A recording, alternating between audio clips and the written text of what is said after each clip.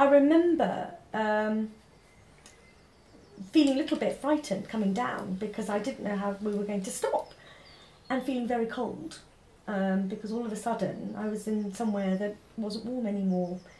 And again, this very alien sense of somewhere that I didn't know where it was, I didn't know where I was going, and being taken on a coach, you know.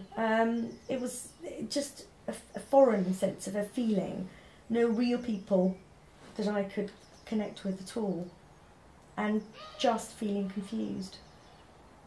And what about the Newbury camp? How long did you stay there? I don't remember exactly how long, but I remember that that was a very revealing part. And those people I remember really well, the Red Cross people, the Salvation Army people there that were just so very kind. They just came across as, I got my coat, I suddenly felt warm. I remember picking up a dolly because they had all these things that we could take to make ourselves a bit more comfortable, and sort of kind of really delighted that somebody felt that I could actually have something when I'd left it all behind. And meeting my aunt in the same camp, bumping into them, was kind of like, oh, I do know somebody. I'm not just here with my mum and my sister.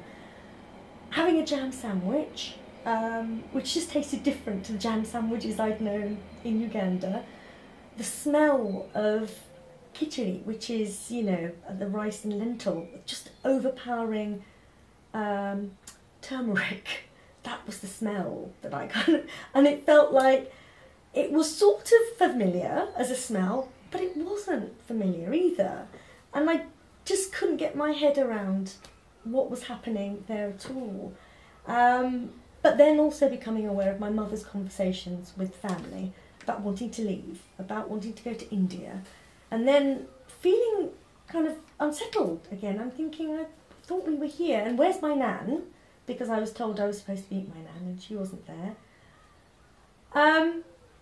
And then the next thing I remember is going in a car with my uncle to go to my aunt's house because my mum said that we were going to stay with them for a little while.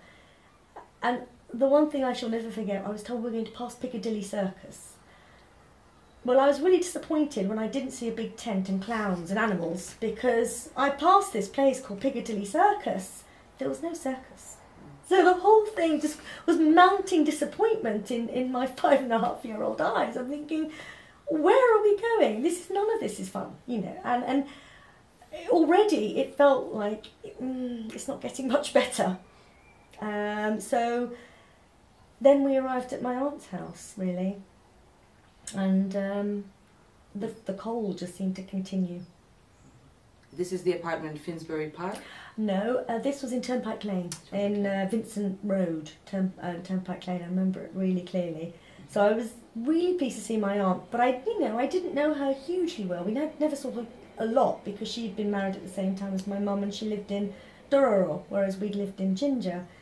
But it was still nice, and I remember having my first Indian meal that she cooked in, you know, that half-passion way that she could with what was available here at the time, and sort of feeling a bit, you know, great, sort of okay. But it felt cramped. It felt cramped, and it was still just that feeling of uncertainty, and still not knowing where everybody was. Where was everybody? Where was my dad? Where was my grandparents? You know, where's my best friend? Where's everything that was familiar and warm gone to?